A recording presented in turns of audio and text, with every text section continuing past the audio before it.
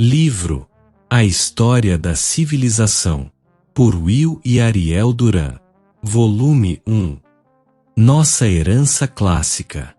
Uma história do governo, indústria, costumes, moral, religião, filosofia, ciência, literatura e arte da Grécia, dos tempos mais remotos até a conquista pelos romanos.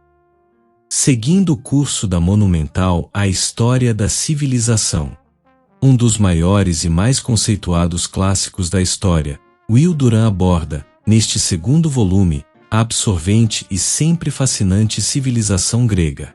Nossa herança clássica conta a história de um povo magnificamente dotado, cuja carreira terminou em tragédia e indesejável assimilação porque descobriu tarde demais uma visão do mundo. Neste triunfante trabalho de pesquisa, Will Duran invade a Hélade, dos dias do vasto império Egeu de Creta, até a extirpação final dos últimos redutos da liberdade grega, esmagados pelos romanos em sua implacável marcha dominadora.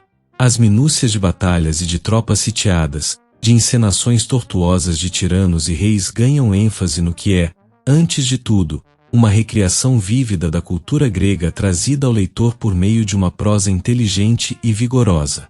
A conhecida analogia entre Atenas e as grandes democracias modernas é abundantemente tratada em Nossa Herança Clássica. O astuto Péricles teve de enfrentar muitos dos problemas que Franklin Roosevelt teve de superar. A construção do Partenon foi parte de um plano de obras de Péricles ao qual se assemelhou um plano americano realizado séculos depois.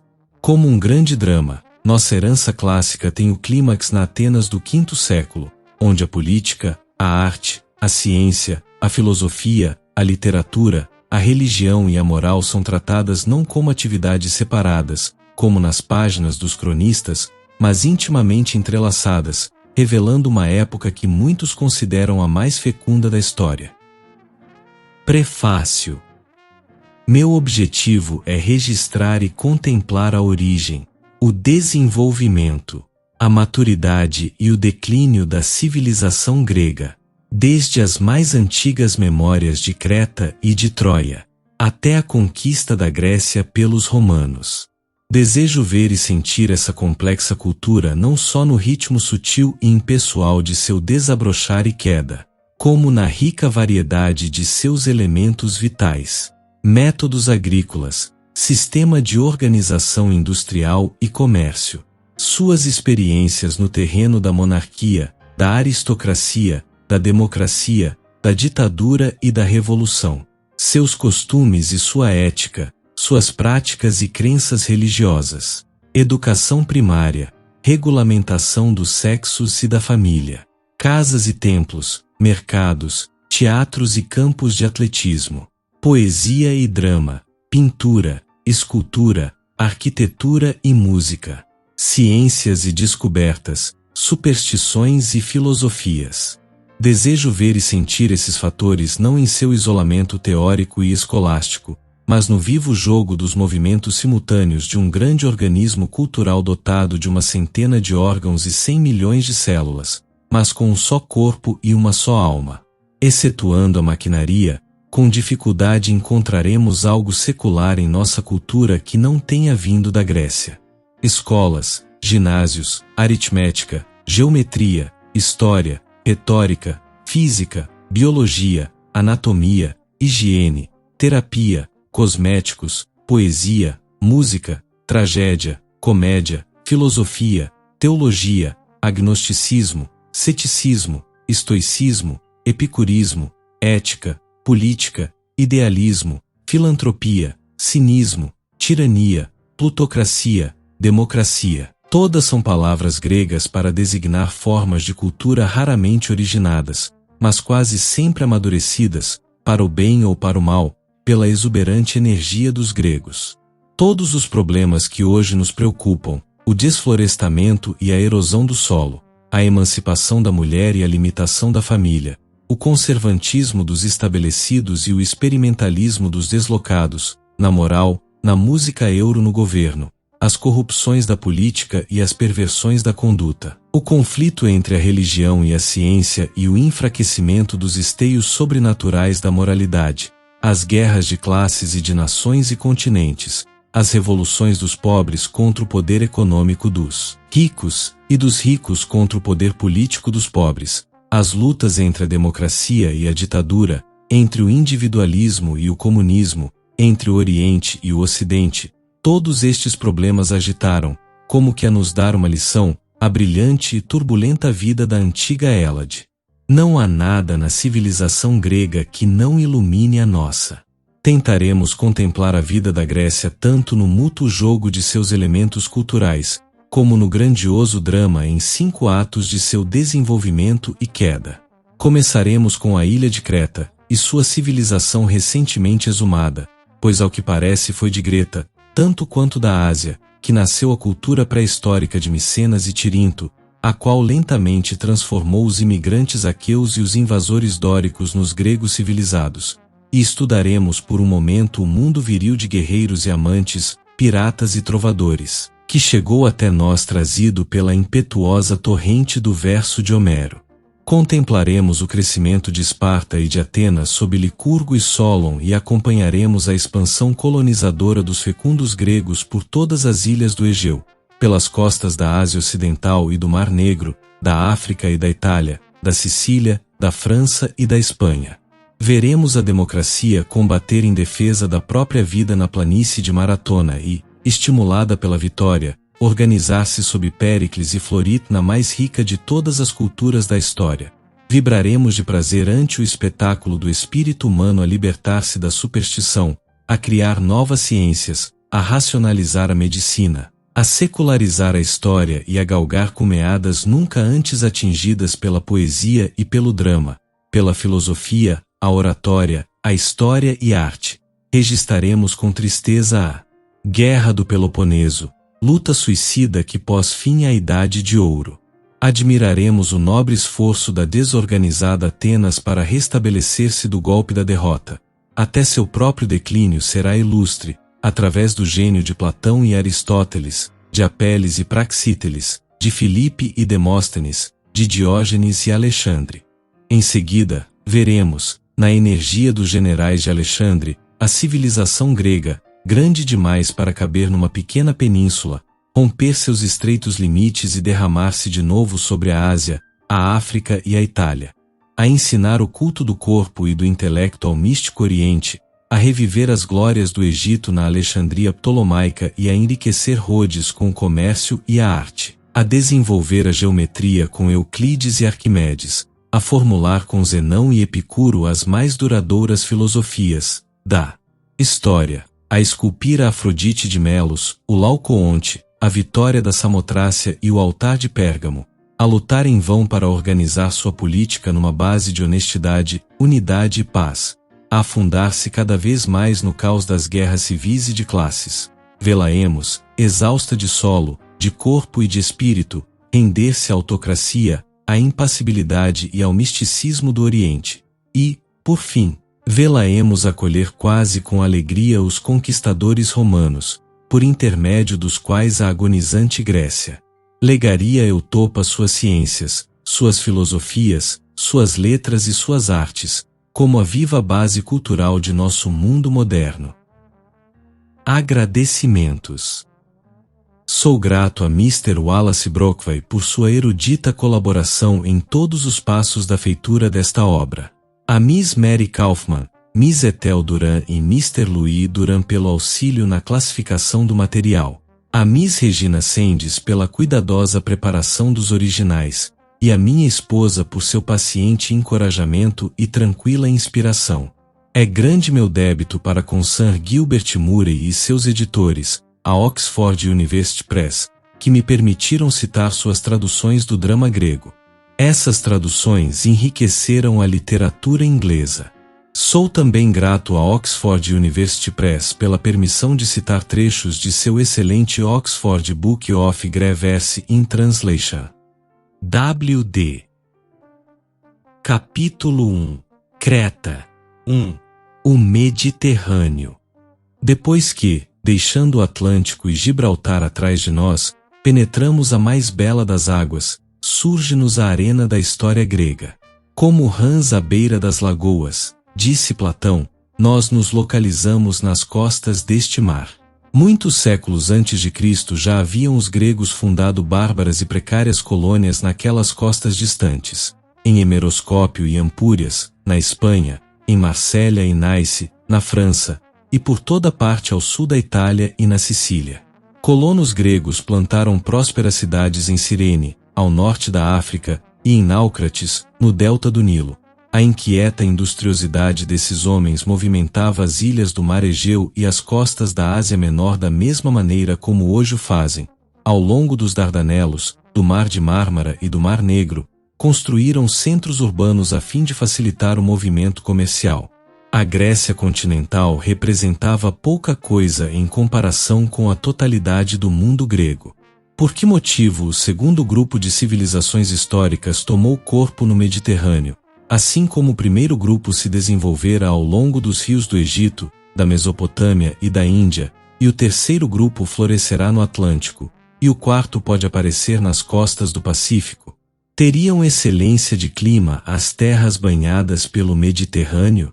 Naquele tempo, como hoje, as chuvas do inverno nutriam o solo, e o frio moderado estimulava os homens. Durante quase o ano inteiro podia-se viver ao ar livre, sob um sol bem quente, mas de nenhum modo enervante. Contudo, em parte, algumas costas e ilhas do Mediterrâneo mostraram-se tão ricas como os vales de aluvião do Ganges, do Indo, do Tigre, do Eufrates ou do Nilo. A estiagem do verão pode começar muito cedo e durar demais, e por toda parte a fina camada de solo repousa sobre base de rocha. O temperado norte e sul tropical são ambos mais férteis que estas terras históricas, onde pacientes camponeses, cansados de lutar contra a avareza do solo, cada vez mais abandonaram as culturas cerealíferas para cultivarem a oliveira e a vinha. E a qualquer momento os terremotos podem abalar a região e apavorar o homem. Não foi o clima que fez a civilização da Grécia, e talvez não tenha feito nenhuma. O que povoou o Mar Egeu foram as ilhas, belas ilhas. Os próprios marinheiros cansados deviam impressionar-se com o furtacor daqueles montes erguidos como templos junto ao espelho das águas. Ainda hoje poucos lugares há mais lindos no mundo. Navegando pelo Egeu é que compreendemos por que os povoadores daquelas costas as amavam mais que a vida e, como Sócrates, consideravam o exílio pior que a morte. Avançando um pouco mais, o marinheiro ficava contente de ver que aquelas ilhas-joias enxameavam em todas as direções, e tão próximas umas das outras que em qualquer direção que navegasse nunca estaria a mais de 10 léguas da terra. E desde que as ilhas, bem como as montanhas do continente, tinham sido topos de um território contínuo, gradualmente tragado pelo mar, cada pico que avistava era sempre bem-vindo e servia de ponto de referência, coisa ótima numa época que desconhecia a bússola. E ainda o movimento das brisas e das águas conspirava para levar o navegante a seu destino. Uma forte corrente central fluía do Mar Negro para o Mar Egeu, ao mesmo tempo que contracorrentes corriam para o norte e ao longo das costas. Simultaneamente brisas do Nordeste sopravam com regularidade durante o verão e ajudavam o retorno para o sul dos navios que iam buscar cereais, peixe e peles no Mar Euxino.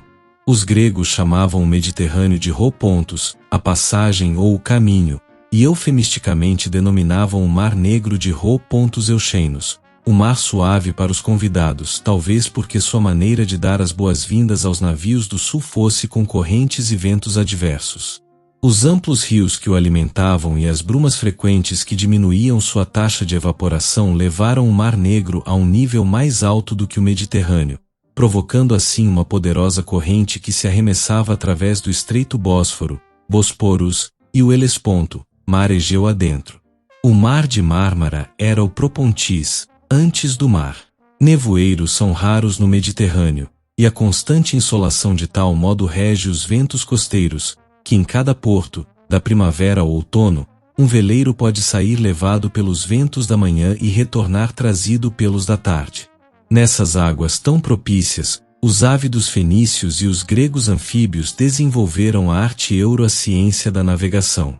Ali construíram navios maiores e mais rápidos, e mais facilmente manobráveis, que todos aqueles que antes tinham sulcado o Mediterrâneo.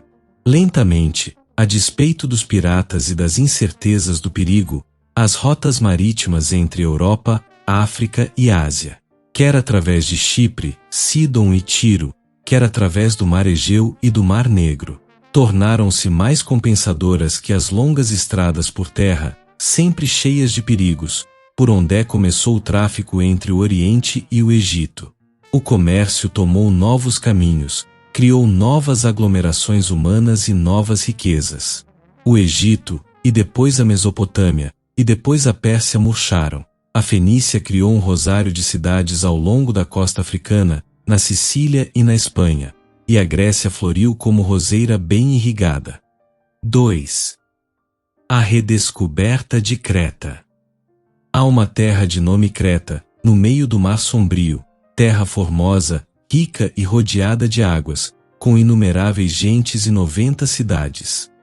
Quando Homero cantou estas linhas, talvez no século IX a.C., a Grécia já havia esquecido que a ilha, cujas riquezas ainda impressionavam o poeta, tinha sido muito mais opulenta tempos atrás, que ela havia dominado o Egeu com uma poderosa esquadra e também parte do continente, e que lá se havia desenvolvido, 1000 anos antes do cerco de Troia, uma das mais artísticas civilizações do mundo.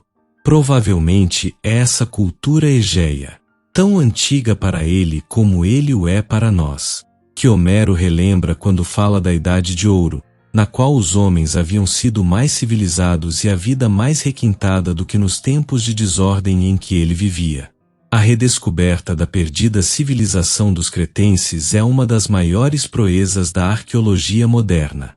Tratava-se de uma ilha 20 vezes mais vasta que a maior das Cíclades, agradável de clima, variada de produtos agrícolas, bem florestada e estrategicamente bem situada tanto para o comércio como para a guerra, a meio caminho entre a Fenícia e a Itália, entre o Egito e a Grécia.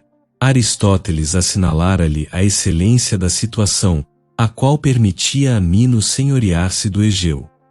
Mas a história de Minos, aceita como fato pelos velhos escritores, foi considerada lenda pelos historiógrafos modernos, e até 100 anos atrás costumava-se supor, com Grote, que a história da civilização no Egeu tinha começado com a invasão dórica ou com os Jogos Olímpicos.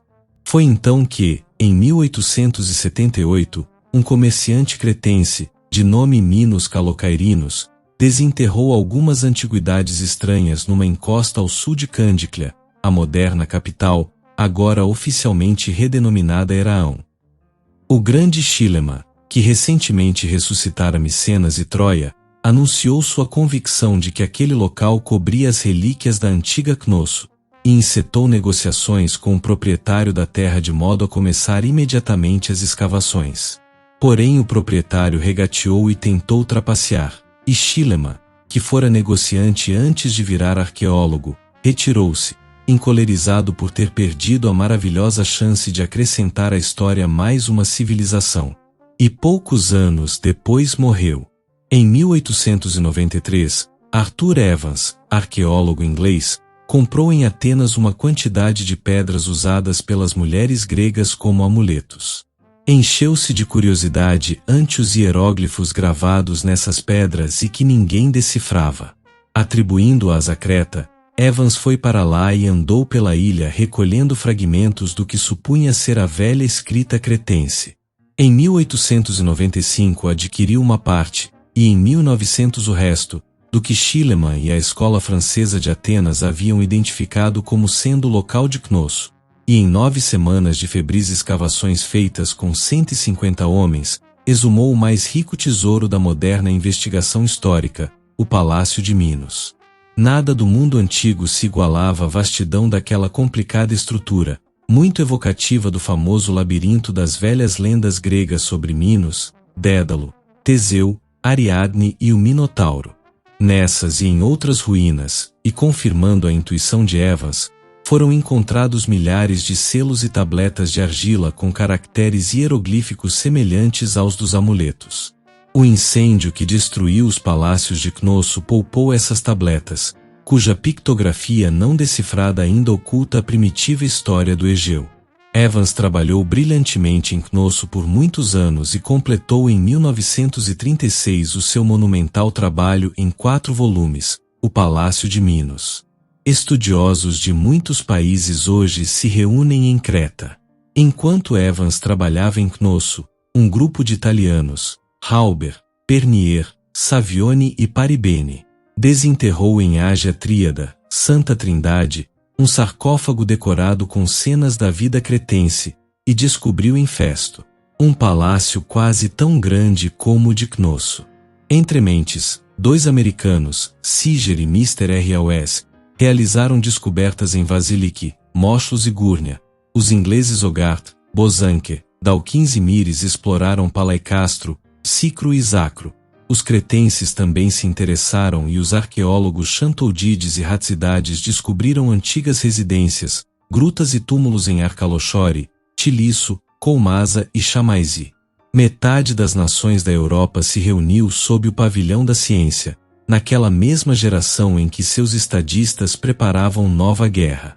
Como devia ser classificado todo esse material? Palácios, pinturas, estátuas, selos, tabletas, metais e relevos. A que período do passado pertenceriam? De modo precário, porém cada vez mais apoiado nos fatos da pesquisa, Evans datou as relíquias de acordo com a profundidade das camadas, a gradação dos estilos na cerâmica e a correspondência entre aqueles achados e objetos similares exumados em outras terras ou depósitos cuja cronologia era mais ou menos conhecida. Escavando pacientemente o amontoado de Cnosso, Evans foi detido a 15 metros da superfície pelos alicerces da rocha virgem. A metade da escavação mais profunda mostrava resíduos da era neolítica, cerâmica muito primitiva, feita à mão e ornada de simples desenhos lineares, rocas de fiar, ídolos de argila ou de estiartita pintada, representando deusas de grandes nádegas, instrumentos e armas de pedra polida, mas nada de bronze ou cobre. Como a camada primitiva de implementos de cobre em Cnosso pode ser datada, por correlação com os achados de culturas vizinhas, por volta de 3400 AC, ou seja, cerca de 5.300 anos atrás, e como os estratos neolíticos em Cnosso ocupam mais ou menos 55% da profundidade total a partir da superfície até a rocha, Evans calculou que a idade neolítica em Creta tenha durado pelo menos 4.500 anos antes de começar a Era dos Metais, aproximadamente de 8.000 até 3.400. É claro que estes cálculos de tempo da profundidade dos estratos são muito problemáticos. A proporção de depósito pode alterar-se de idade para idade. Pode-se tolerar uma taxa mais baixa depois que Cnosso foi abandonada como cidade no século XIV AC. Não se encontraram remanescentes paleolíticos em Creta. Classificando a cerâmica e correlacionando o restante com o equivalente da Mesopotâmia e do Egito, Evans dividiu a cultura pré-histórica e pós-neolítica de Creta em 3 idades, a antiga, a média e a última, e subdividiu cada uma destas idades em 3 períodos. Para a duração aproximada destas épocas, verifique-se a tábua cronológica antes deste capítulo. As primeiras e mais elementares amostras do cobre nos estratos representam-nos, como numa espécie de taquigrafia arqueológica, o lento emergir de uma nova civilização depois do Neolítico. No fim da era minoana primitiva, os cretenses aprenderam a misturar o cobre com o estanho, e a idade do bronze começa. No Minoano Médio primeiro aparecem os mais antigos palácios. Os príncipes de Cnosso, Festo e Malha ergueram luxuosas moradias de inumeráveis cômodos, amplos depósitos, oficinas especializadas, altares e templos e grandes sistemas de drenagem que fazem os ocidentais arregalar os olhos. A cerâmica adquire variedade de colorido, os muros enchem-se de encantadores afrescos, uma forma de escrita linear emerge dos hieróglifos da era anterior. E, então, ao encerramento do Minoano Médio II, ocorre alguma estranha catástrofe, deixando sua marca impressa no chão. O palácio de Cnosso afunda, como se tragado por uma convulsão sísmica, ou é destruído por um ataque de Festo, cujo bloco residencial sobrevive por mais algum tempo. Porque igual destruição cai sobre Festo, sobre Móclos, Gúrnia, Palaicastro e muitas outras cidades da ilha. Os objetos de cerâmica aparecem-nos hoje cobertos de cinzas, as grandes jarras dos porões de depósito recobrem-se de destroços.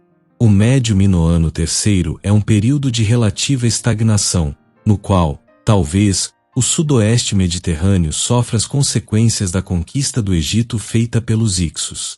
No período minoano mais recente tudo recomeça de novo. A humanidade, tão paciente diante de cada cataclismo, renova suas esperanças e mais uma vez se reconstrói. Palácios ainda mais belos erguem-se em Cnosso, Festo, Tilisso, Ágia Tríada e Gárnia. O enlace majestático das construções de 5 andares e a suntuosa decoração das residências principescas sugerem opulência que a Grécia só iria rever no tempo de Péricles. Levantam-se teatros nos pátios palacianos, e espetáculos de gladiadores, homens e mulheres, em luta de morte contra feras regalam a assistência de fidalgos e damas cujas imagens aristocráticas e atentas nos chegaram nos afrescos dos muros recentemente desenterrados. Crescem as exigências, o gosto se refina, a literatura floresce. 1000 indústrias permitem que o pobre prospere, fornecendo pábulo aos requintes e caprichos do rico. Os salões do rei enchem-se de escribas a tomarem nota das coisas recebidas ou distribuídas, de artistas trabalhando em estátuas, pinturas, vasos ou relevos, de altos dignitários conduzindo conferências, atendendo exposições judiciais ou despachando papéis selados por meio de carimbos finamente lavrados. E, enquanto isso, príncipes de cintura de vespa e damas resplandecendo em joias, tentadoramente decotadas, animam banquetes reais, servidos em mesas onde tudo é bronze e ouro. Os séculos XVI e XV AC marcaram o zênite da civilização egéia, a clássica idade de ouro de Creta. 3. A reconstrução de uma civilização. Se agora, repetindo Cuvier, por meio das relíquias encontradas, tentarmos restaurar essa cultura morta, nossa situação se assemelhará a uma espécie de televisionamento histórico, arriscadíssimo, no qual a imaginação precisa suprir todas as lacunas. Creta permanecerá fechada à nossa perfeita compreensão enquanto não aparecer o Champollion que decifre os hieróglifos de suas tabletas de argila. 1. Homens e mulheres. Como os vemos reproduzidos por eles mesmos em suas artes, os cretenses assemelhou-se curiosamente ao duplo machado, tão acentuado no simbolismo religioso da ilha. Homens e mulheres aparecem com os torsos patologicamente apertados, como certas cinturinhas ultramodernas. Quase todos são de estatura baixa, constituição ligeira e ágil, graciosos de movimentos, atleticamente aprimorados. Cor da pele, branca. Mas as damas tornam-se convencionalmente pálidas e os homens amorenam-se ao sol, mais que isso. Queimam-se em tal grau que os gregos lhes darão um nome, dado aos fenícios, de foiniques, ou agente púrpura. A cabeça dos cretenses aparece mais longa do que larga, as feições mostram refinamento. Os cabelos e olhos revelam o negro e o brilho observados nos italianos de hoje. Esses cretenses parecem constituir um ramo da raça mediterrânea. A antropologia atual divide os europeus posteriores ao homem neolítico em 3 tipos, um para o norte da Europa, um para o centro, e o terceiro para o sul. O nórdico, alto, rosto comprido, pele branca, olhos e cabelos claros. O alpino, de cabeça redonda, larga, altura mediana, olhos tendendo para o gris e cabelos para o castanho. E o mediterrâneo, cabeça comprida, estatura baixa, pele morena, cabelos negros. Mas nenhum povo europeu pertence exclusivamente a uma dessas 3 raças. Tanto os homens como as mulheres cretenses usavam os cabelos divididos em cachos sobre o pescoço e a testa, ou em tranças caídas sobre os ombros e o peito. As mulheres traziam fitas nos cachos, e os homens raspavam o rosto com uma espécie de navalha, e mesmo nos túmulos apresentavam-se de rosto limpo. Os vestuários são tão estranhos como as figuras. Na cabeça, frequentemente descoberta, os homens usavam turbantes, e as mulheres, chapéus magníficos, como os nossos do começo do século XX. Traziam os pés geralmente nus, mas as classes altas usavam calçado de couro branco, que as mulheres enfeitavam de bordados e contas coloridas. Ordinariamente o homem não trazia veste nenhuma da cintura para cima, e daí para baixo, um simples saiote, ou tanga, com uma braguilha, como condescendência ao pudor. A saia podia ser aberta dos lados, em se tratando de trabalhadores, as dos dignitários, ou as usadas em cerimônias, tanto para um sexo como para outro, chegavam até aos pés. Às vezes os homens usavam cuecas e no inverno agasalhavam-se com longa veste de lã ou pele. Todas as roupas eram apertadas na cintura, pois tanto homens como mulheres mostravam-se determinados a ser ou parecer triangularmente esbeltos. A fim de superar os homens nesse ponto, as mulheres de períodos posteriores recorriam a corpetes rígidos, a que se prendiam as saias na altura das ancas, deixando os seios ao sol. Imperava o bonito costume de as mulheres trazerem os seios sempre a descoberto, ou envoltos em diáfana camisa. Não parece que alguém se ofendesse com isso. Os corpetes, com laços na cintura, abriam-se frouxos, para depois, em encantadora reserva, se fecharem ao pescoço, como a gola dos Médici. As mangas eram curtas, às vezes fofas. As saias, com babados de cores alegres, alargavam-se consideravelmente a partir da cintura, armadas, ao que se presume, de aros de metal. Havia no arranjo e nas linhas da indumentária cretense a cálida harmonia de cores, a graça, a delicadeza de gosto, próprias das civilizações já formadas em artes e artifícios. Nesse ponto os cretenses em nada influenciaram os gregos. Só nas modernas capitais é que tais modas se impuseram. Até mesmo sisudos arqueólogos concordaram em dar o nome de aparisiense ao retrato de uma dama de Creta de seios maravilhosos, pescoço admiravelmente torneado, boca sensual, nariz petulante e um encanto persuasivo e provocador.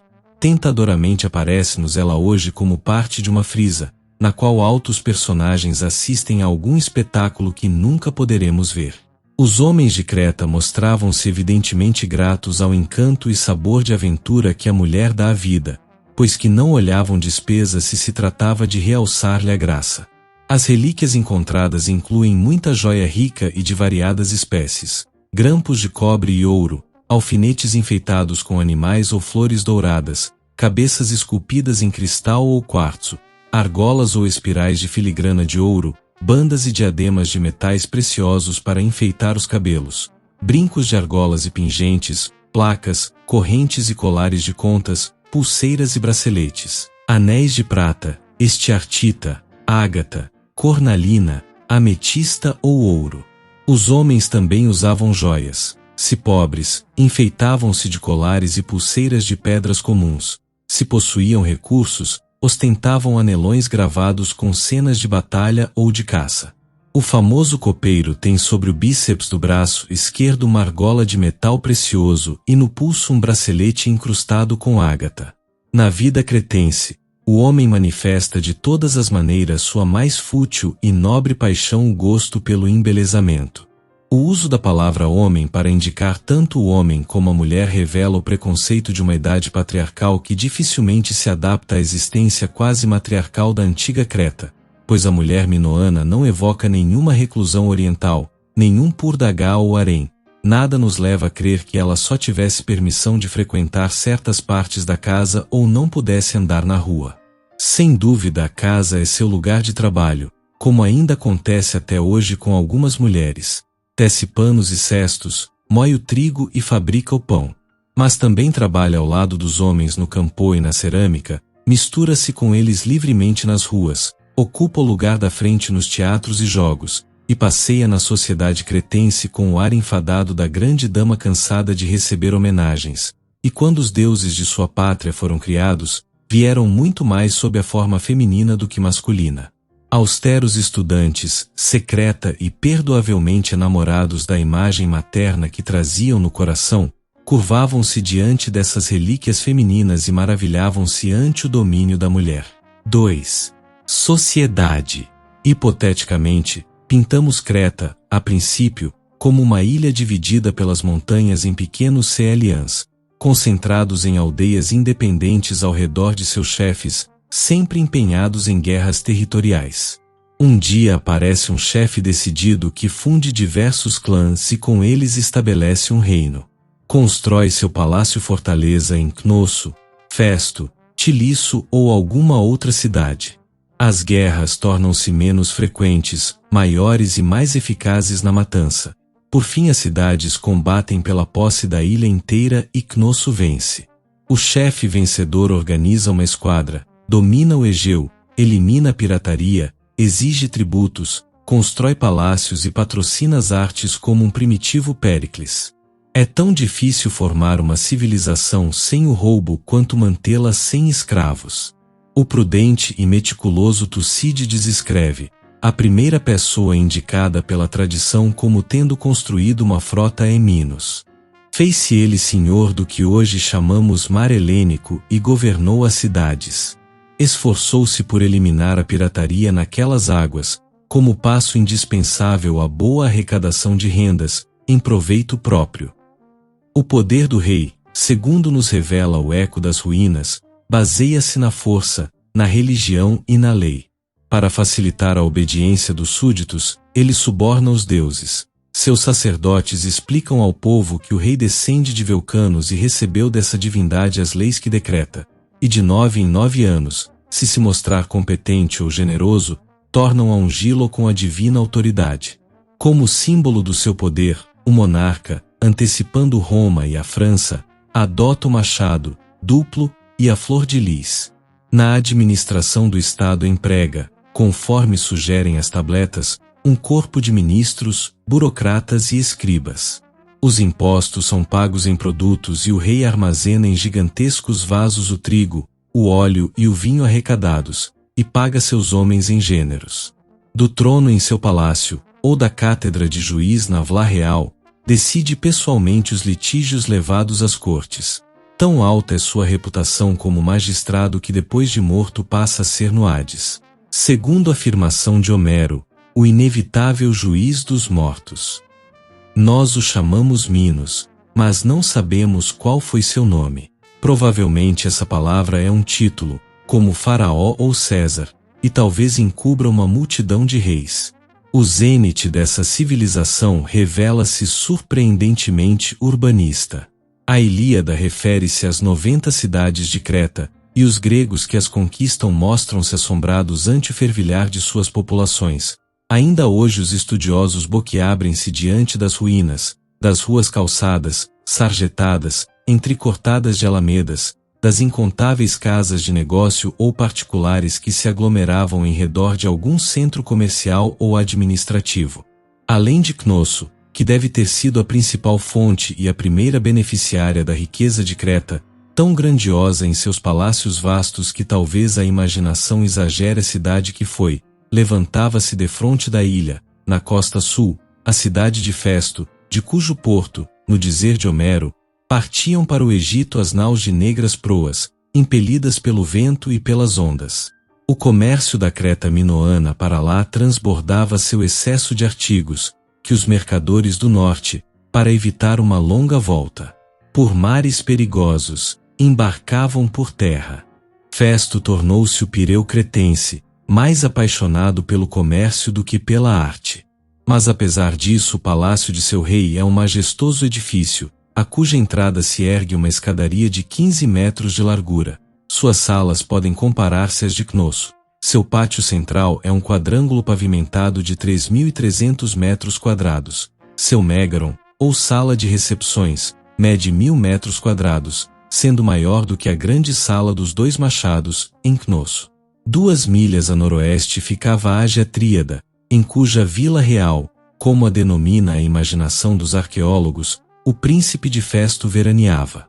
O extremo leste da ilha, nos tempos minoanos, estava repleto de pequenas cidades, portos como Zacro ou Moschlos, aldeias como Preso ou Psira, bairros residenciais como Palaicastro, centros manufatureiros como Gúrnia. A rua principal de Palaicastro é bem calçada, bem drenada e ladeada por espaçosas habitações, uma delas conta 23 salas no andar remanescente. Gurnia ostenta avenidas calçadas, prédios construídos de pedra sem argamassa, uma oficina de ferreiro cuja forja ainda existe, uma carpintaria com várias ferramentas, pequenas fábricas onde se trabalhava em metal, sapatos, cerâmica, refinação de óleo ou artes têxteis. Os modernos trabalhadores que a desenterraram descobriram tripés, jarros, vasos, fornos, lâmpadas, facas, almofarizes, limas, ganchos, alfinetes, adagas e espadas, e maravilharam-se ante a variedade de produtos e equipamentos, batizando-a de Re-Mécanique Polis. A cidade da mecânica. Do ponto de vista moderno, as ruas menos importantes são estreitas, simples passagens no estilo de um Oriente semitropical, com medo do sol, e as casas retangulares, de madeira, tijolo ou pedra, são na maioria de um único pavimento. Todavia, algumas placas do período minoano intermediário, desenterradas em Cnosso, mostram-nos casas de 2, 3 e até 5 andares, com sótão ou torreões. Nos andares superiores vemos janelas com vidraças vermelhas, de material desconhecido. Portas duplas, de batentes de cipreste, abrem-se no andar térreo para pátios sombrios. Há escadas que conduzem aos andares superiores e ao telhado, onde os cretenses dormem nas noites muito quentes. Se passam a noite em casa, iluminam o quarto com lâmpadas de azeite, as quais, segundo as posses, variam entre o barro, a estiartita, o gesso, o mármore e o bronze. Com respeito aos jogos de Creta, conhecemos um ou dois detalhes mínimos. Em casa, o cretense distrai-se com uma espécie de xadrez. Entre as ruínas do palácio de Cnosso encontrou-se magnífico tabuleiro com moldura de marfim, quadrados de ouro e prata e uma cercadura contendo 72 margaridas em metal e pedras preciosas. No campo, entrega-se aos prazeres da caça, servido por gatos semi-selvagens e esguios cães de caça. Na cidade, fomenta o pugilismo. Nos vasos e relevos chegados até nós, vemos uma variedade de competições nas quais os atletas de peso leve enfrentam-se de mãos livres e golpeiam com os pés.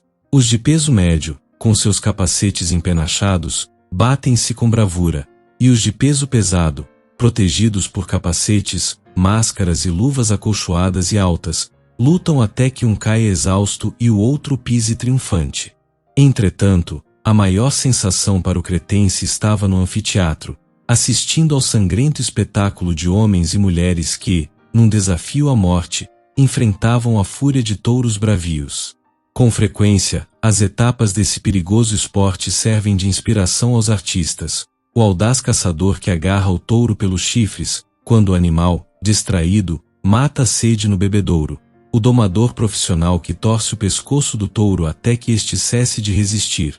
O toureador, esguio e ágil, que defronta o touro na arena, toma-o pelos chifres, cavalga-o e depois salta para onde o esperam os braços da companheira, ali a emprestar à cena algo de sua graça feminil. Até mesmo na Creta minoana esse esporte já constituía uma velha arte. Um cilindro de barro da Capadócia, atribuído ao ano 2400 AC, mostra-nos uma tourada tão violenta e arriscada como nos afrescos que descrevemos. Por um momento nosso espírito supersimplificado consegue imaginar de relance a contraditória complexidade do homem, ao percebermos que esse esporte de sangrenta volúpia e coragem, até hoje popular, é tão antigo quanto a civilização. 3. Religião. O cretense podia ser brutal, mas certamente que era religioso, dotado de uma humaníssima mistura de fetichismo e superstição, idealismo e reverência.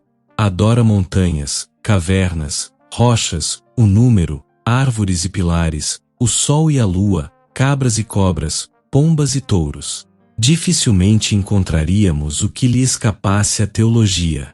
Concebe o ar como cheio de espíritos bons e maus e transmite à Grécia uma população etérea de dríadas, silenos e ninfas. Não adora diretamente o símbolo fálico, mas venera com terror a vitalidade geratriz do touro e da serpente. Como a taxa de mortalidade é alta, O cretense presta homenagem à fecundidade e, quando atinge a noção do Deus humanizado, representa-o como uma deusa-mãe de opulentas mamas e largos flancos, com serpentes a se lhe enrolarem pelo corpo e cabelos. Nela vê ele o fato básico da natureza que o maior inimigo do homem, a morte, é vencida pela reprodução, o maravilhoso poder da mulher, e identifica esse poder com a divindade. A deusa-mãe representa a fonte de toda a vida, nas plantas, nos animais, no homem. Se ele lhe rodeia a imagem com produtos da flora e da fauna, é porque também flora e fauna só existem por força da fertilidade criadora da deusa, e portanto servem como seus símbolos e suas emanações. Ocasionalmente a deusa aparece trazendo nos braços seu divino filho Velcanos, a quem ela deu à luz em uma caverna da montanha. Contemplando esta antiga imagem, vemos no fundo dela Ísis e Horus, Ishtar e Tamuz, Afrodite e Adonis, e sentimos a unidade da cultura pré-histórica, assim como a continuidade das ideias e símbolos religiosos do mundo mediterrâneo. O Zeus de Creta, que é como os gregos chamavam a Velcanos, vinha logo em seguida sua mãe no afeto dos cretenses. Mas cresceu de importância. Tornou-se a personificação da chuva fertilizadora da umidade que nesta religião, como na filosofia de Tales, paira por sobre todas as coisas. Por fim morre, e de geração em geração seu sepulcro é mostrado no Monte Luctas, onde o majestoso perfil de seu rosto ainda pode ser visto pelo viajante de imaginação. Ergue-se lá do túmulo como símbolo da vegetação renascente e os sacerdotes couretes celebram com danças e choques de escudos a sua gloriosa ressurreição. Às vezes, como um deus da fertilidade, concebem-no encarnado no touro sagrado. É sob a forma de touro que, no mito cretense, se junta com Pasífae, mulher de Minos, e fala gerar o monstruoso touro Minos, ou Minotauro. Para aplacar tais divindades, o cretense usa copioso rito de orações e sacrifícios, símbolos e cerimônias, habitualmente executado por sacerdotisas, outras vezes por funcionários do Estado. Para manter afastados os demônios, ele queima incenso. Para despertar uma deidade negligente, ele faz soar a concha, toca a flauta ou a lira, ou canta em coro hinos de adoração. Para promover o crescimento de árvores frutíferas e relvas, ele rega plantas num solene ritual, ou suas sacerdotisas nuas sacodem freneticamente as árvores carregadas, ou suas mulheres em procissão festiva conduzem flores e frutas como sugestões e tributos à deusa, levada num andor. Aparentemente o cretense não tem templo, mas ergue altares no pátio dos palácios, nos bosques e grutas sagradas e no cume das montanhas.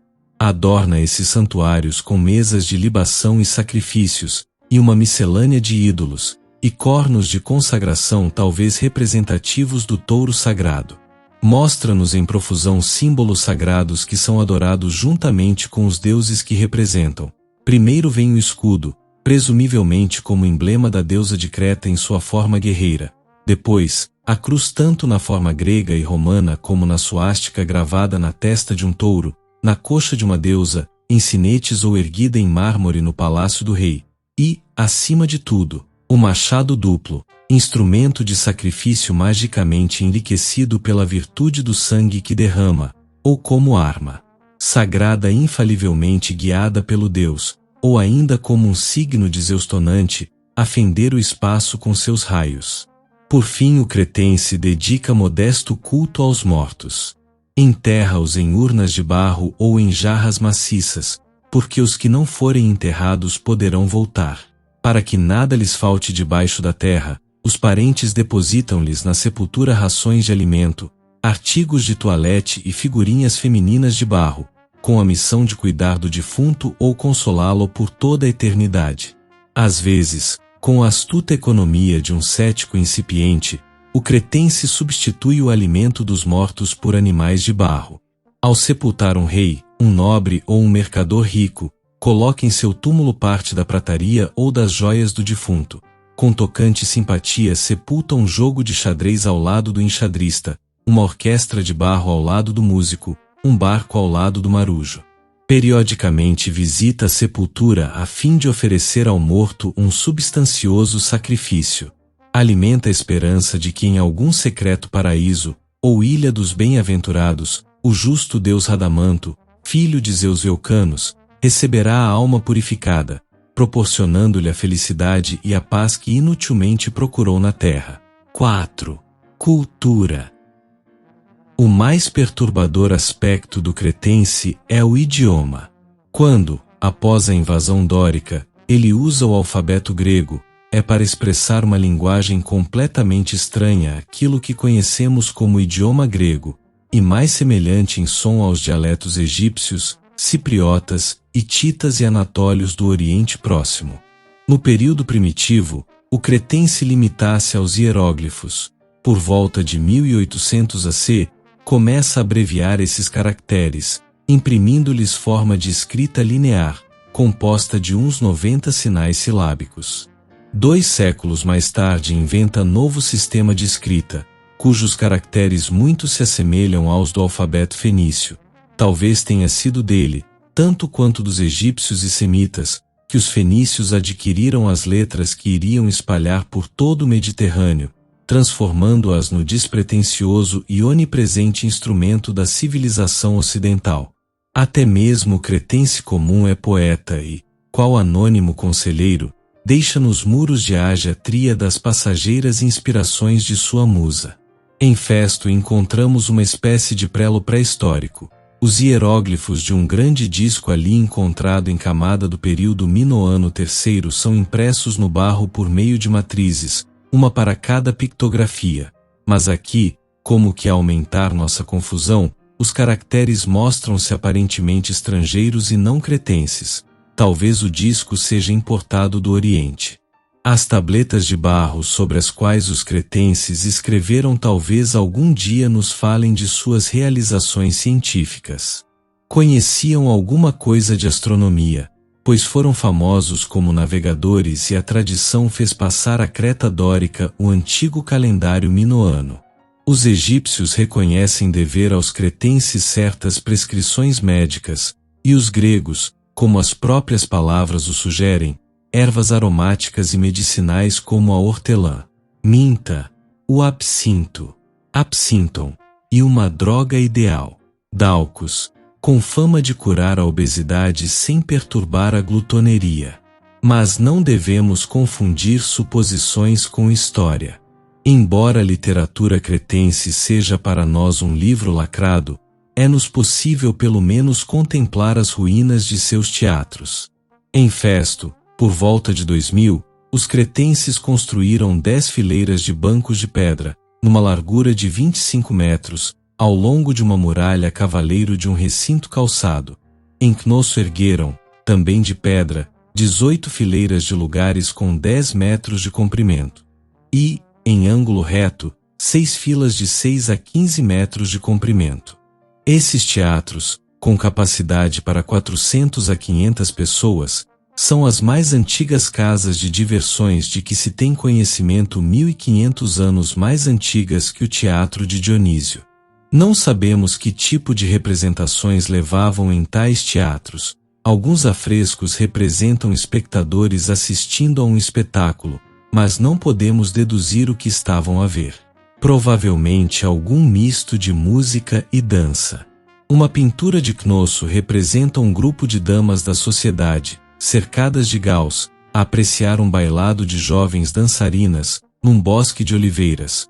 Outra representa uma dançarina com tranças esvoaçantes e braços estendidos. Outras mostram-nos rústicas danças populares, ou o selvagem bailado dos sacerdotes, sacerdotisas e adoradores diante de um ídolo ou de uma árvore sagrada. Homero descreve o tablado de danças mandado outrora construir na grande Cnosso por Dédalo, para Ariadne, a dama dos lindos cabelos. Nele jovens e sedutoras donzelas dançavam de mãos dadas, e um divino bardo marcava o compasso ao som da lira. A lira de 7 cordas, atribuída pelos gregos ao espírito inventivo de Terpandro, aparece representada num sarcófago em Ágia Tríada, 1000 anos antes do nascimento de Terpandro. Também vemos ali a flauta de 2 tubos, 8 furos e 14 notas, exatamente como na Grécia clássica. Numa gema esculpida vemos a mulher que sopra uma trombeta feita de enorme caramujo, num vaso, o sistro marcando o compasso para as dançarinas. A mesma juvenil frescura e a graça espontânea, que lhes animam as danças e os jogos, dão vida à obra artística dos cretenses. Não nos deixaram, além da arquitetura, nenhuma realização de alta grandiosidade ou alevantado estilo. Ao modo japonês do tempo dos samurais, o cretense encontra mais prazer no requinte das artes menores e mais íntimas, no adorno de objetos de uso diário, no paciente aperfeiçoamento das pequenas coisas. Como em toda civilização aristocrática, a forma e o tema de suas obras são convencionais. O cretense evita inovações extravagantes e aprende a ser livre dentro das limitações da reserva e do gosto. Ele se supera na cerâmica, na incrustação e gravação em pedras preciosas, pois encontra aí estímulo e ensejo para sua técnica miniaturista. Sente-se à vontade nos trabalhos de ourivesaria, engasta em ouro e prata todas as pedras preciosas e produz uma opulenta variedade de joias. Nos sinetes que fabrica para vários fins oficiais e comerciais, esculpe com delicadeza muito da vida e da paisagem de Creta, e só através desses elementos nos é possível fazer ideia de tal civilização. O bronze é fundido em bacias, jarros, adagas e espadas, ornamentados com desenhos florais e animais e com incrustações de ouro, prata, marfim e pedras raras. Gurney legou-nos, a despeito da rapinagem de 30 séculos, uma taça de prata de fino acabamento artístico, e aqui e ali aparecem, para nossa admiração, guampos, ou cornos com função de taça emergindo de cabeças humanas ou de animais, que até hoje parecem encerrar um sopro de vida. Na cerâmica os cretenses experimentam muitas formas e distinguem-se em quase todas. Fabricam vasos, pratos, taças, cálices, lâmpadas, jarras, animais e deuses. A princípio, no primeiro período minoano, contentam-se em dar forma aos vasos com as mãos, de acordo com a tradição herdada da era neolítica, em pintá-los com esmalte marrom ou preto e em deixar que o fogo dê às tintas um matiz casual. Mas no período minoano médio aprendem a servir-se do torno e alcançam o apogeu da técnica. Fabricam um esmalte semelhante na consistência e na delicadeza porcelana. Empregam o preto e o marrom, o branco e o vermelho, o alaranjado e o amarelo, o escarlate e o vermelhão, e sabem misturá-los de modo feliz, obtendo novas tonalidades. Manejam o barro com tão confiante habilidade que em seu mais perfeito produto, a graciosa louça casca de ovo, vivamente colorida, encontrada na caverna de Camares, nas encostas do Monte Ida, ousam afinar-lhe as paredes até a insignificante espessura de 1 milímetro, ornando-as com grande riqueza de imaginação. O apogeu do oleiro cretense durou de 2100 a 1950. Seus produtos são assinados e procurados por todo o Mediterrâneo. No último período minoano desenvolve-se inteiramente a técnica da faiança, e surgem placas decorativas, vasos de azul turquesa, deusas policromas e relevos marinhos tão realísticos que Evans chegou a tomar um caranguejo de esmalte por um fóssil. E então que o artista se enamora da natureza e enleva-se no gravar em seus vasos os mais pitorescos animais, os mais bizarros peixes, as mais delicadas flores e as mais graciosas plantas. No último período minoano aparecem as obras-primas sobreviventes, o vaso dos lutadores e o vaso dos ceifeiros. O primeiro apresenta-nos cruamente todos os aspectos da luta pugilística. O outro acompanha com carinhosa fidelidade a procissão de camponeses em festiva celebração da colheita. Mas a grande tradição da cerâmica cretense decai com o passar do tempo.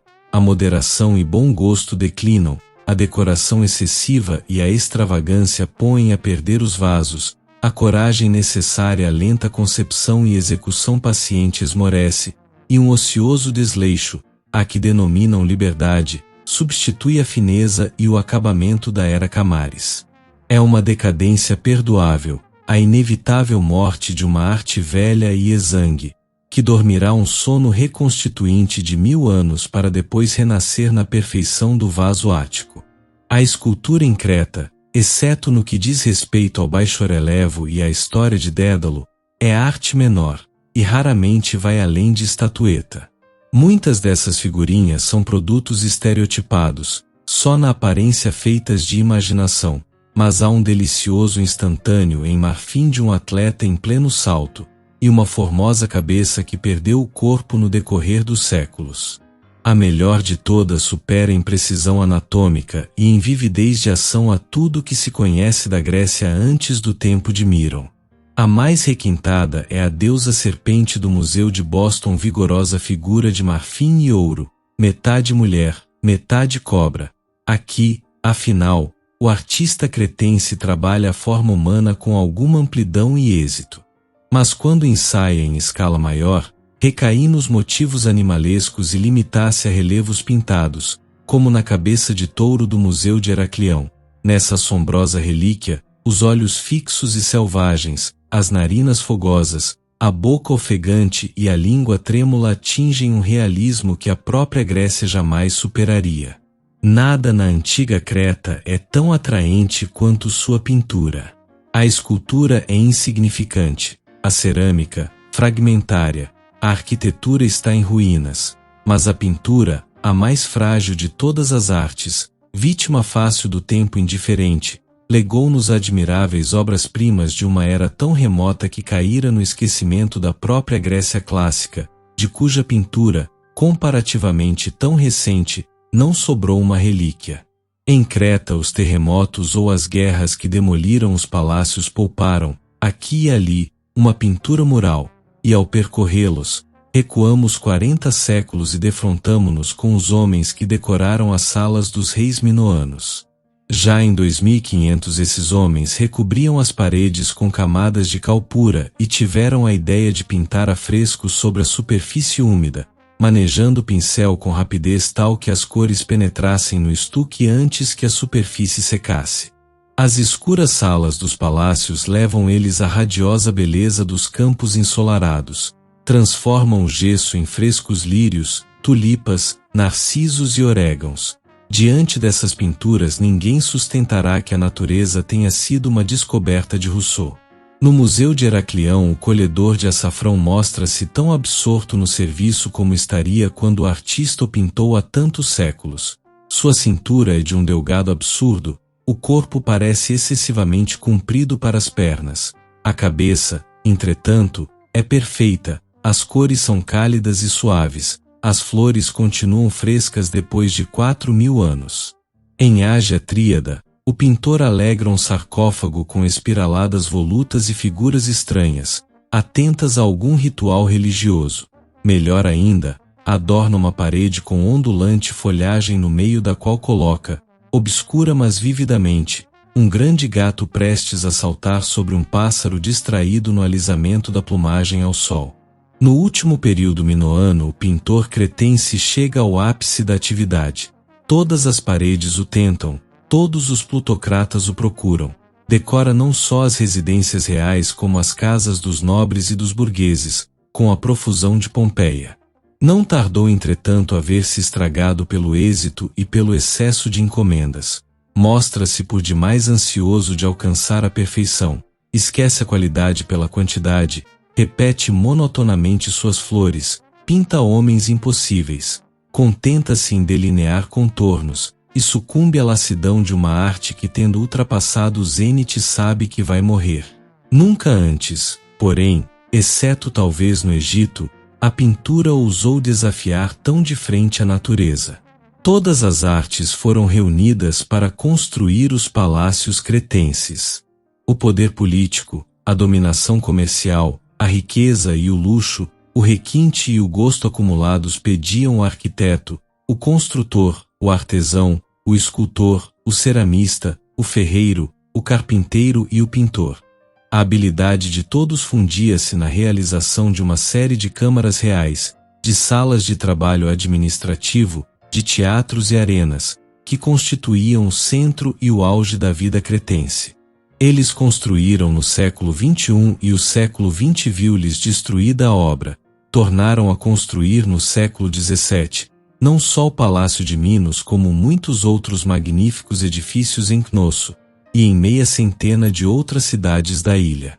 Foi uma das grandes eras da história arquitetônica.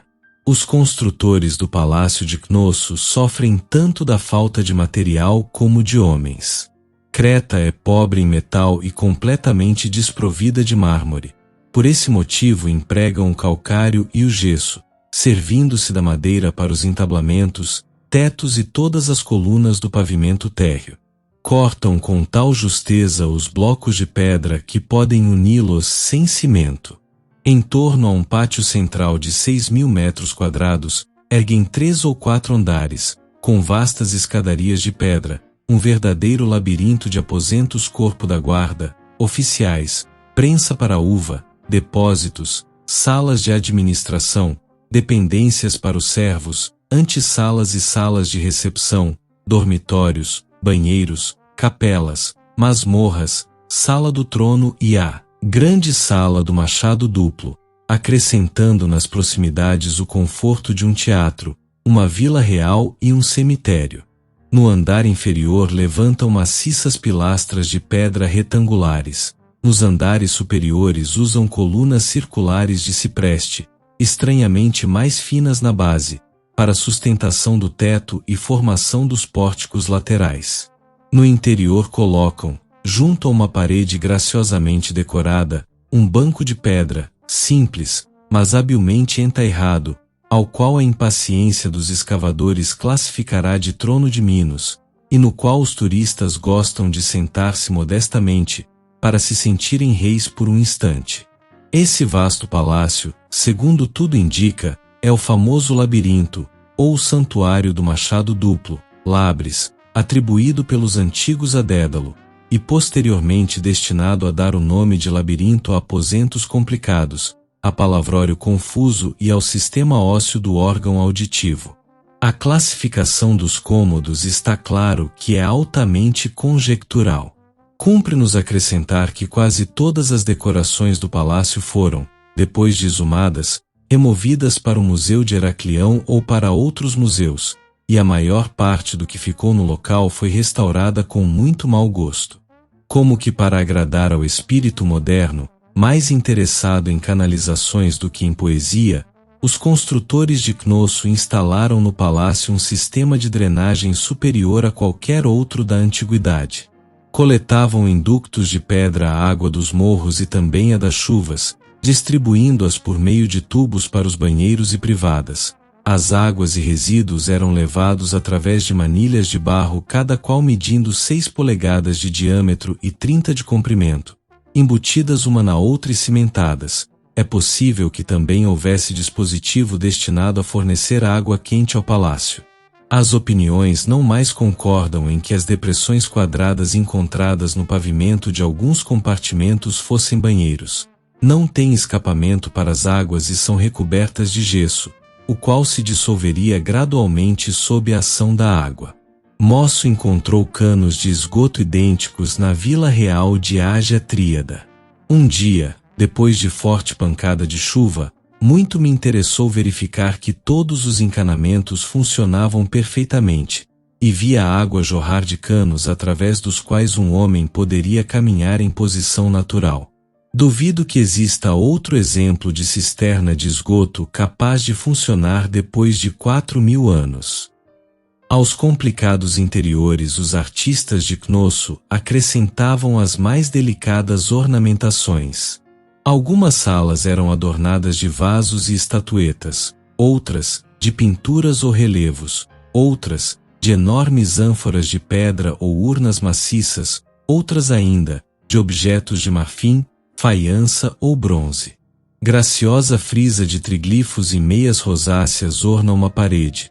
Noutra vemos uma almofada de volutas, em fundo de veia simulando mármore. Ao redor de outra, cenas de touradas em alto relevo. Por todas as salas e câmaras, o pintor minoano espalha a glória de sua luminosa arte. Aqui, apanhadas a tagarelar numa saleta, vemos damas em azul, de feições clássicas, braços bem torneados e colos tentadores. Mais adiante deparam-se nos campos de lótus, lírios ou ramos de oliveira. Acolá apresentam-se as damas na ópera, e delfins a boiar nas águas do oceano. Ali, acima de tudo, destaca-se o senhorio copeiro, ereto e forte, a carregar algum precioso unguento num esguio vaso azul. Seu rosto foi cinzelado tanto pela raça como pela arte. Os cabelos caem-lhe em espessas madeixas sobre os ombros escuros. As orelhas, o pescoço, o braço e a cintura ostentam joias reluzentes, e a custosa roupagem é bordada de flores. Certamente não se trata de um escravo e sim de algum jovem aristocrata, orgulhoso do privilégio de servir ao rei. Só uma civilização muito habituada com a ordem, a riqueza e o gosto poderia exigir ou criar tais luxos e ornamentos. 4.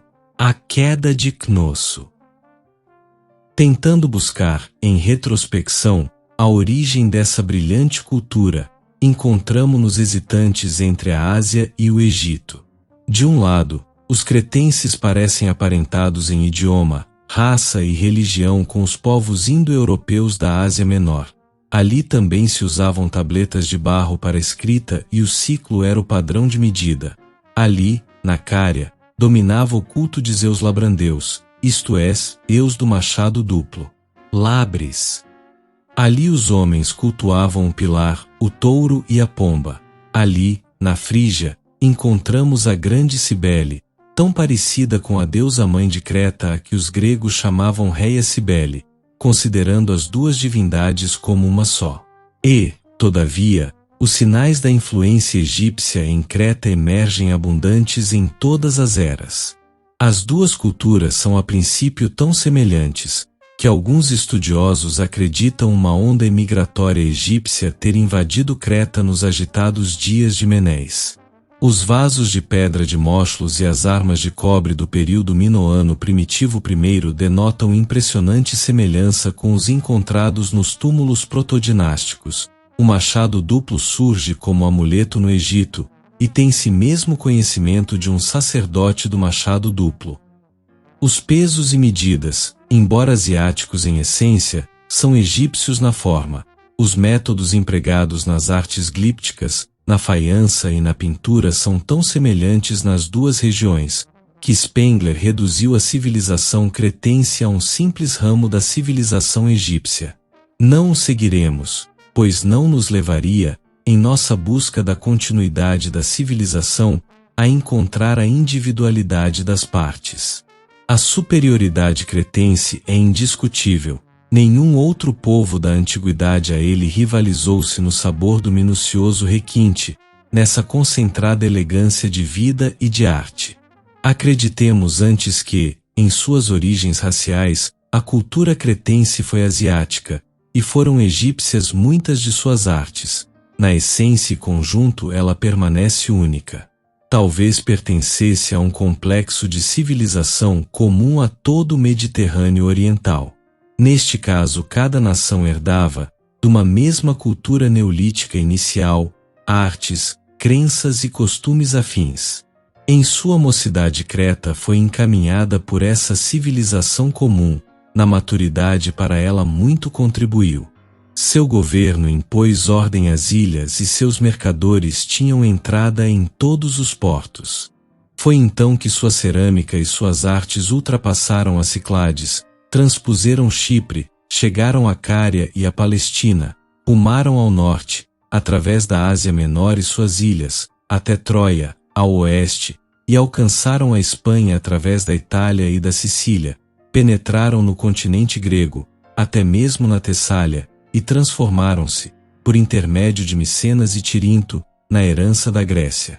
Na história da civilização, Creta foi o primeiro elo da cadeia europeia.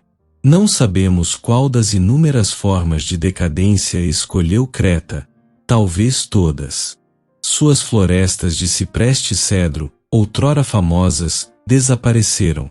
Hoje 2/3 da ilha são formados de solo pedrento, incapaz de reter as chuvas do inverno.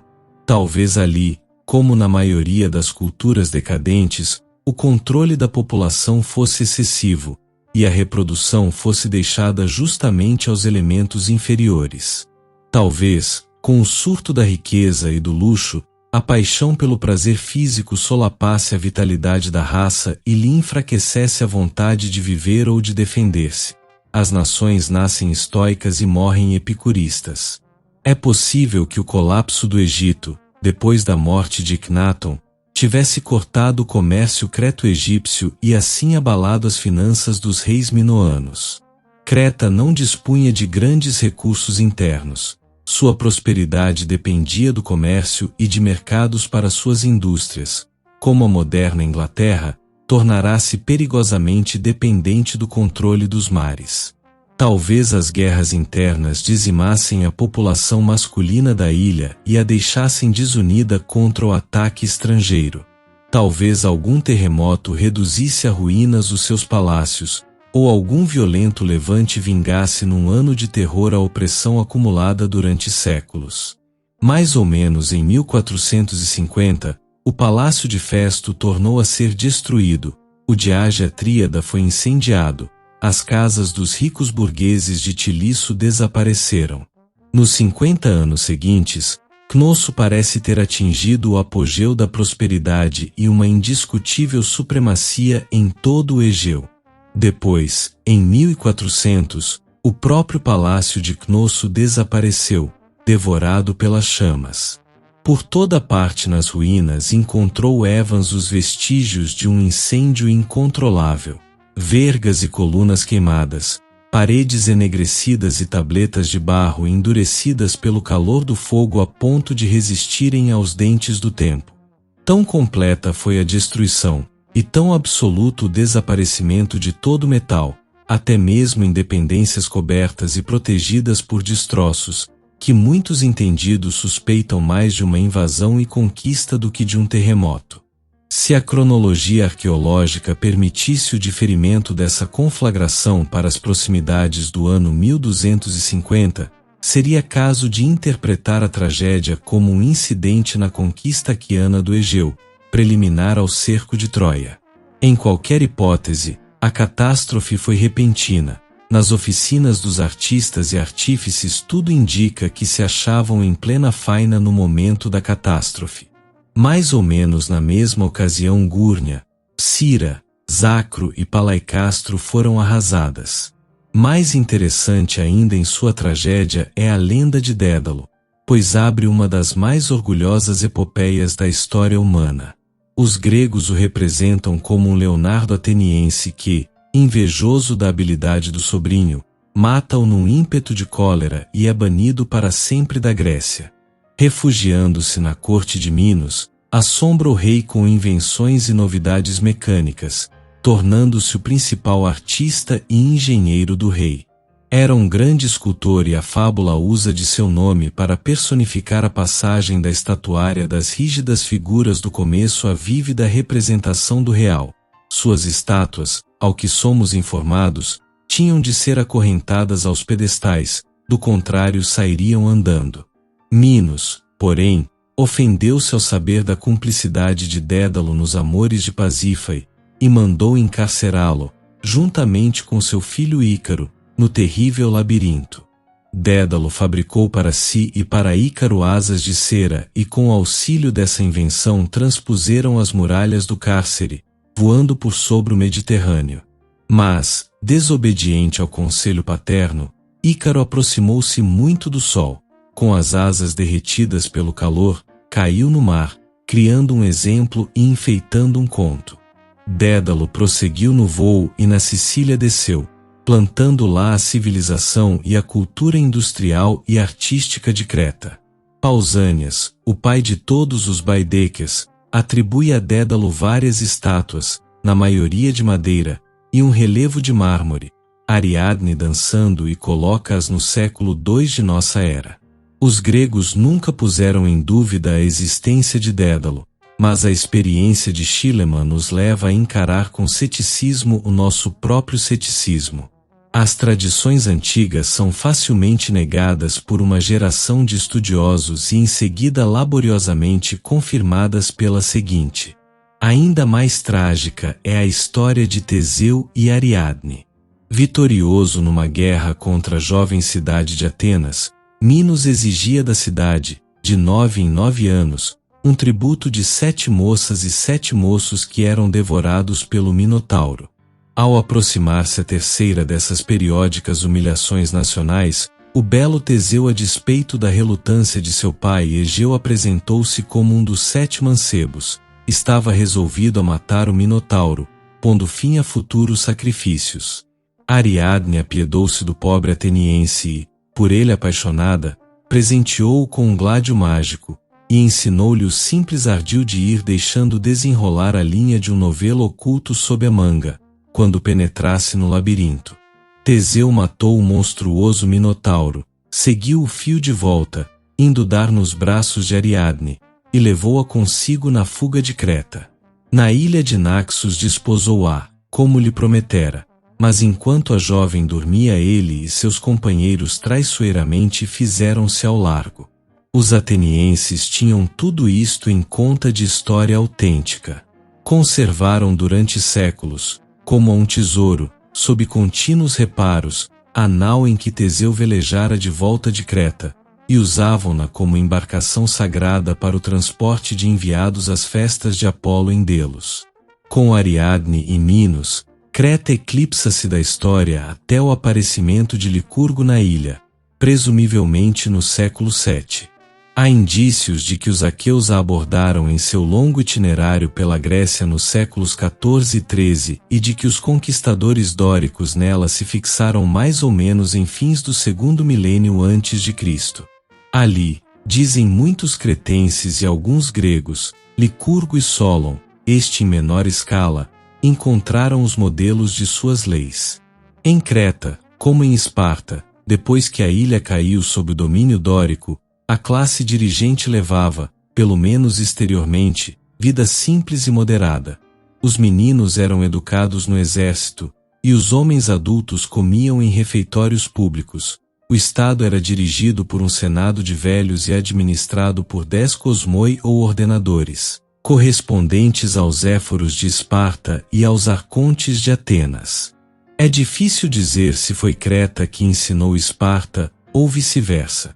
Talvez ambos os estados fossem consequências paralelas de condições similares. A vida incerta de uma aristocracia militar estrangeira, em meio a uma hostil população nativa de servos.